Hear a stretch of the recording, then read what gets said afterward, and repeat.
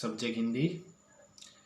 Chapter 6 मेरी बीमारी श्यामा ने ली। तो स्टूडेंट्स, आज हम नए गद्य की शुरुआत कर रहे हैं जिसका शीर्षक है मेरी बीमारी श्यामा ने ली। तो सबसे पहले आपको अपनी हिंदी नोटबुक में ये शीर्षक लगा देना है। अब इसके बाद हम इस गद्य के इंट्रोडक्शन की ओर जाएंगे।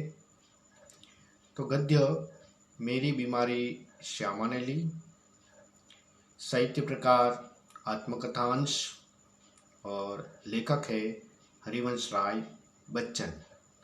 तो ये इंट्रोडक्शन भी आपको अपनी हिंदी नोटबुक में लिख लेना है।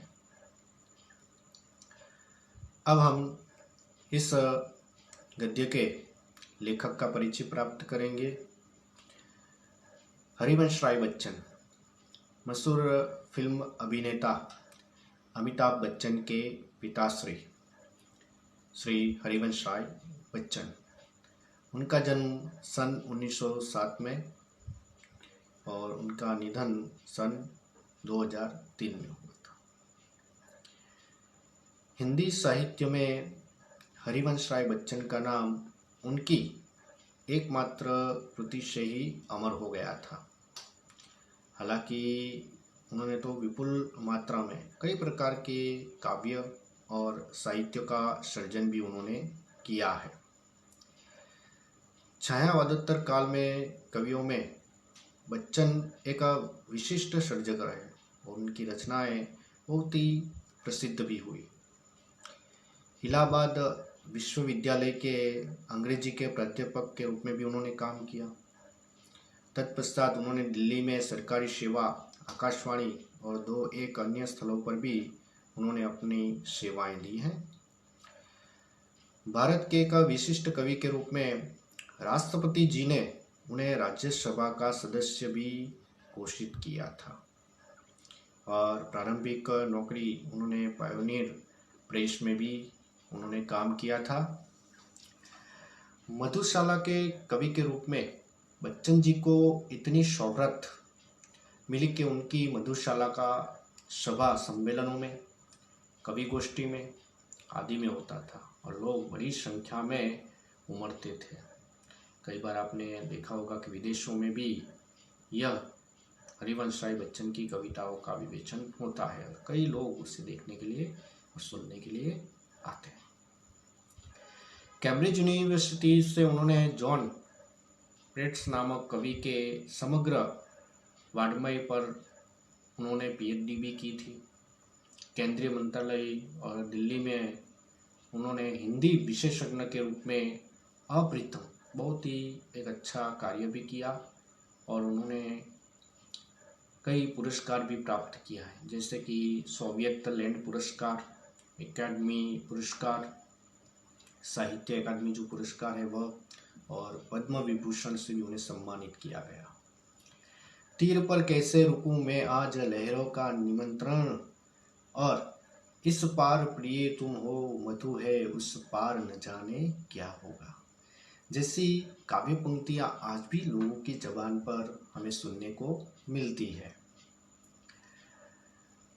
मधुशाला, निशा निमंत्रण, सप्तरंगिनी, मिलन यामिनी, याकुल अंतर और एकांत संगीत नामक उनकी सप्रसिद्ध काव्य संग्रह भी रहे हैं।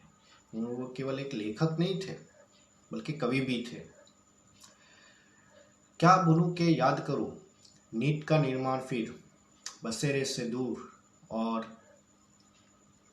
द्वार से सोपान तक शीर्षक से उन्होंने 4 खंडों में लिखी ये आत्मकथा है। मेरी बीमारी श्यामा ने ले ली एक आत्मकथांश है जो क्या भूलूं क्या याद करूं से एक भाग लिया गया है, जिसमें बच्चन जी की पहली पत्नी श्यामा,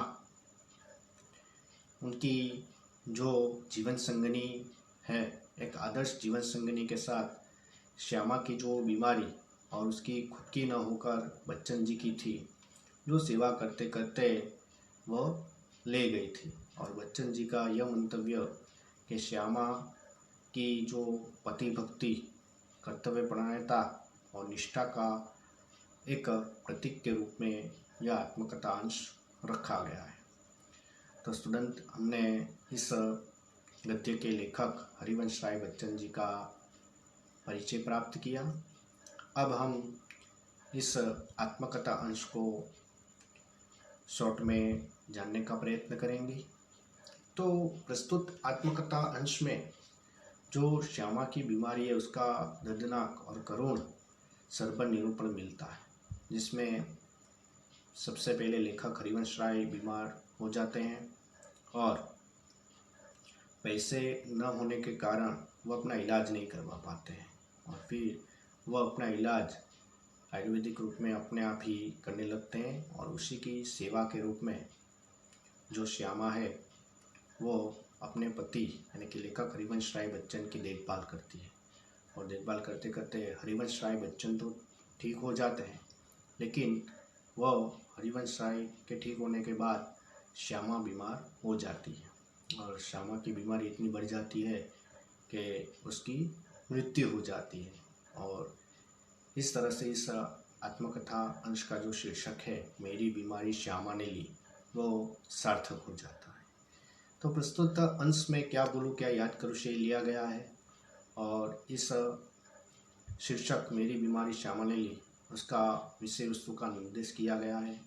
जब हम अगले लेक्चर में इस गद्य की विस्तृत माहिती प्राप्त करेंगे कि किस प्रकार से लेखक बीमार हुए, किस प्रकार से उन्होंने जो श्यामा का योगदान रहा और किस तरह श्यामा लेखक हरिवंश राय की बीमारी ले लेती है और कैसे उनका कारुण्य निधन होता है, उसका पूरा विवरण इस आत्मकथा अंश में रखा गया है।